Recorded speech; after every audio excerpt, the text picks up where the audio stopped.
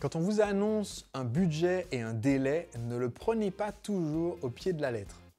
Bonjour, je suis Sébastien Naik, entrepreneur libre, et chaque dimanche, je partage avec vous les aventures de l'entrepreneur du dimanche. C'est-à-dire que je partage avec vous les difficultés, les coups durs, les erreurs que j'ai commises sur mon parcours pour devenir un entrepreneur libre, afin que vous puissiez ne pas tomber dans les mêmes pièges.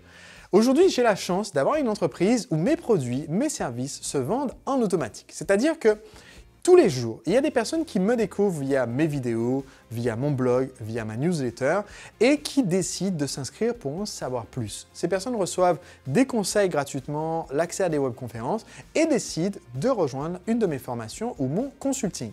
Par la suite, elles peuvent faire directement leur paiement et avoir directement accès à leurs services sans que rien dans ce processus n'ait nécessité mon intervention personnelle. C'est ce qui me permet d'avoir une activité où je travaille un jour par semaine parce qu'une grande partie du processus est automatisée ou déléguée. Mais ça n'a pas toujours été le cas. Quand j'ai lancé mon entreprise en France pour la première fois, en 2007, on était au balbutiement du marketing sur Internet et il existait très peu d'outils. Mon site Internet, je l'avais fait moi-même avec le bloc-notes de Windows. J'avais tapé le code HTML de A à Z moi-même pour mettre en ligne mon site Internet. 3 ans plus tard, quand j'ai lancé mon activité de conseil pour les entreprises, le marketeur français, l'entreprise de marketeur français, on avait un petit peu avancé, il y avait WordPress pour pouvoir mettre des blogs en ligne, mais j'en étais quand même au stade où j'avais dû coder une grande partie de mon site et même de l'interface pour que les gens puissent passer commande de nos formations.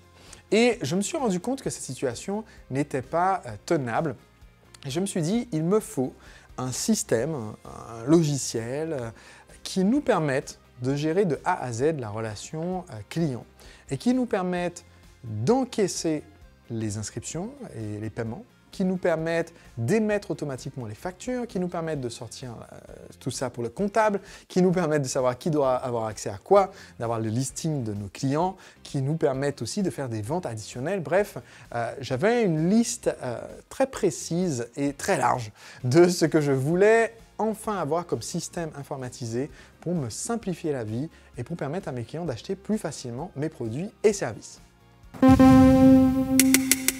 C'est alors que j'ai donc décidé de faire appel à une société locale. Donc mon entreprise à l'époque était basée à Bordeaux. C'est là que travaillait, en fait, la personne qui travaillait pour moi à l'époque qui était en ma qualité d'assistante de direction.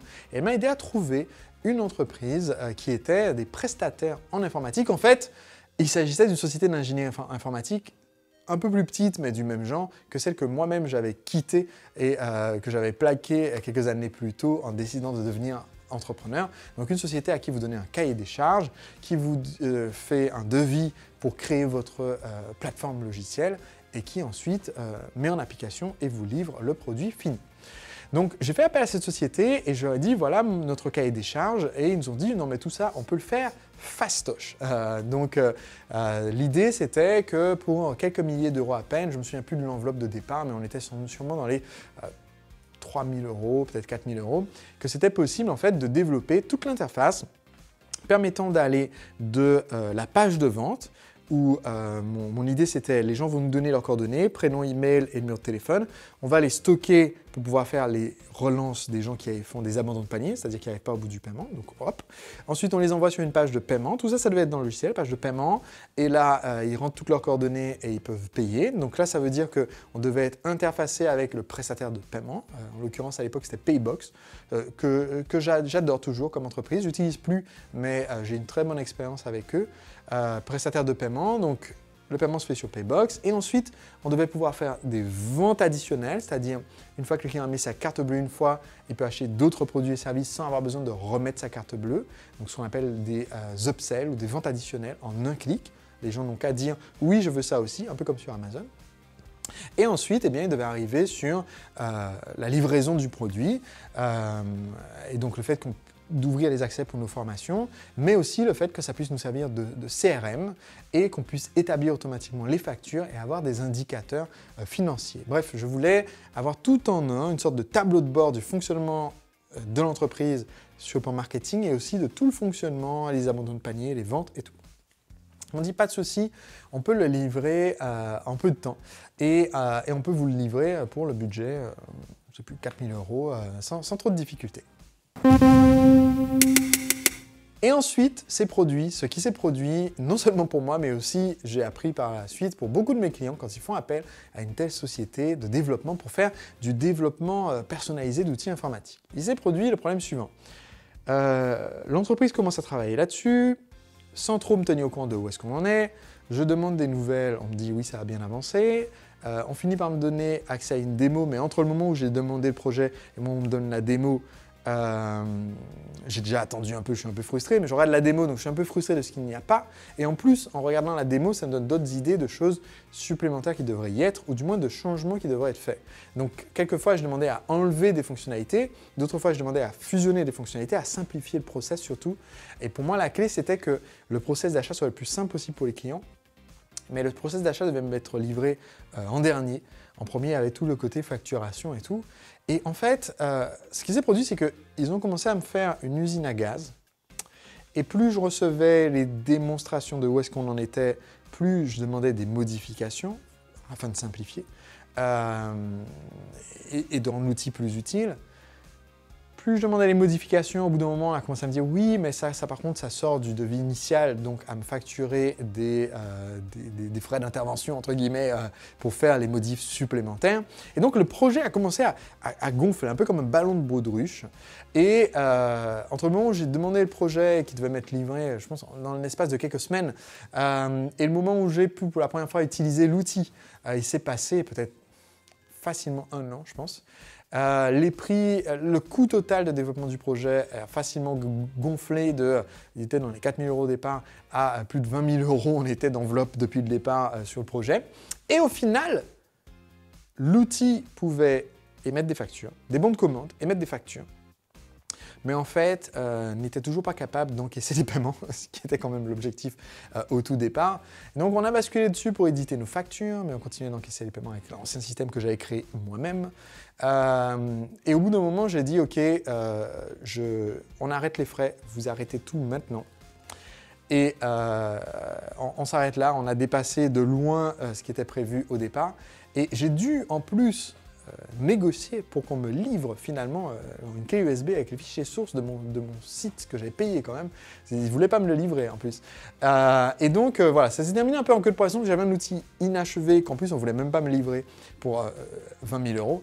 Et ça a été une expérience un peu douloureuse et très très longue, mais qui m'a beaucoup appris de comment en fait arriver à terme d'un projet informatique. Cette expérience, en fait, m'a appris quelque chose dont j'ai découvert qu'en fait, il s'agissait d'un principe à peu près universel dans le monde du développement logiciel.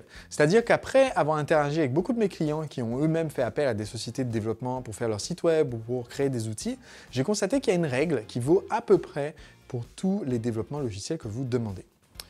La première partie de la règle, c'est une fois que vous avez fixé votre cahier des charges, en fait, faites aboutir le projet jusqu'au bout avant d'apporter des modifications au cahier des charges. Déjà, ça évite de créer une sorte de boule de neige qui n'arrête pas de gonfler à mesure qu'elle dévale la pente, parce que si vous demandez des modifications en cours de route par rapport au cahier des charges initial, on va vous facturer du dépassement par rapport à ce qui était prévu, alors qu'on n'avait même pas fini ce qui était prévu. Donc l'idée, c'est de, dès le départ, bien réfléchir à votre cahier des charges pour être sûr que le produit qui vous sera livré, si on le livre tel quel, remplit déjà votre besoin et que vous pouvez l'améliorer. Donc ça m'aurait probablement permis d'éviter la moitié du coût de ce que j'ai dépensé. Mais là, vous allez me dire, mais Sébastien, c'était prévu 4 000, tu as payé 20 000, donc même si tu n'avais pas rajouté les trucs en cours de route, visiblement, même si ça t'avait économisé la moitié de tes 20 000, tu n'aurais quand même pas été dans le budget initialement prévu.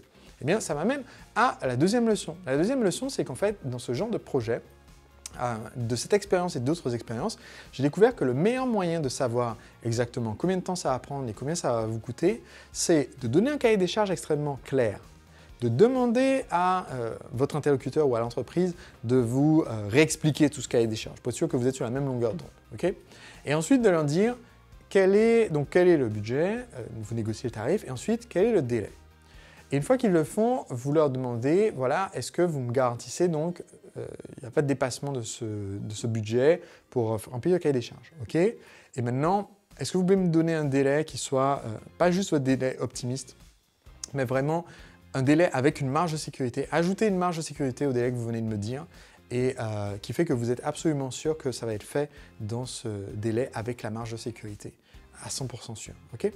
Donc maintenant, ce que vous allez faire, c'est que par rapport au tarif dont ils vous ont dit « c'est bon, ce tarif-là, ça ne sera pas dépassé », et au délai dont ils vous ont dit « ce délai-là, ça ne sera pas dépassé », vous allez multiplier les deux et savoir qu'en réalité, ça va coûter le double de l'enveloppe financière qu'ils vous ont dit qu'ils ne vont jamais dépasser. Et en réalité, ça va prendre le double du temps dont ils vous ont dit c'est évident qu'on va le faire en moins de temps. C'est-à-dire si vous faites appel à un développeur solo et qu'il vous dit non mais ça je peux le faire en 6 semaines, quand vous allez lui dire en ajoutant la marge pour être vraiment sûr à 100%, il va dire mais il n'y a pas besoin d'ajouter de la marge, il y a déjà de la marge dans mes 6 semaines.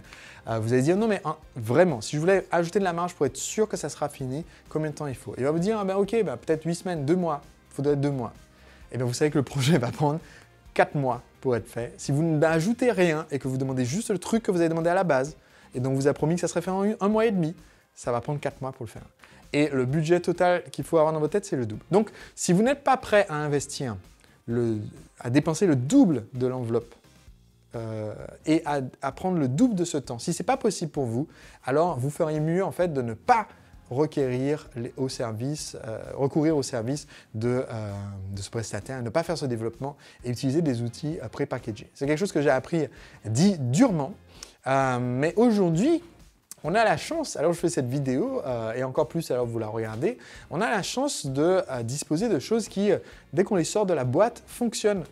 Aujourd'hui, tout ce que je voulais faire dans cet outil que j'ai fait développer et qui m'a coûté une fortune et qui n'était pas fini, tout ce que je voulais faire et même mes idées les plus folles de ce que j'envisageais de faire plus tard ajouter dans l'outil, tout ça, ça existe dans des logiciels et des systèmes comme clickfunnels.fr, system.io, même avant il y avait PrestoMarket, il y a plein d'outils aujourd'hui qui font tout ça et qui vous fournissent toute la fonctionnalité et lesquels vous n'avez pas besoin de dépenser 20 000 euros et qu'il n'y avait pas à l'époque.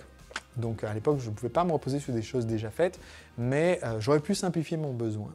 Et j'ai voulu demander trop d'un coup. Et j'étais pas prêt, je n'avais pas réalisé le temps que ça allait réellement mettre et le budget que ça allait réellement mettre. Donc si vous êtes attentif à ce facteur de multiplication x2, ça vous simplifiera énormément tous vos projets de développement informatique. On se retrouve dimanche prochain pour un autre épisode de l'entrepreneur du dimanche. D'ici là, si vous n'êtes pas encore abonné pour recevoir les vidéos gratuitement, sachez que chaque week-end, j'envoie en fait au format vidéo et au format audio les nouveaux épisodes gratuitement. Tout ce que vous avez à faire, cliquez maintenant dans la description sur le lien que je vous ai indiqué. Ça vous permet de vous abonner, c'est gratuit et comme ça vous recevrez les prochains épisodes. Et si vous n'avez pas encore lu mon livre, Le secret des entrepreneurs libres, eh bien c'est le moment. Je vous permets en ce moment de démarrer votre lecture du livre gratuitement. Je vous ai mis également le lien dans la description de l'épisode d'aujourd'hui. Cliquez ce lien et ça vous donne accès pour démarrer votre lecture dès maintenant. On se retrouve dimanche prochain. À très vite.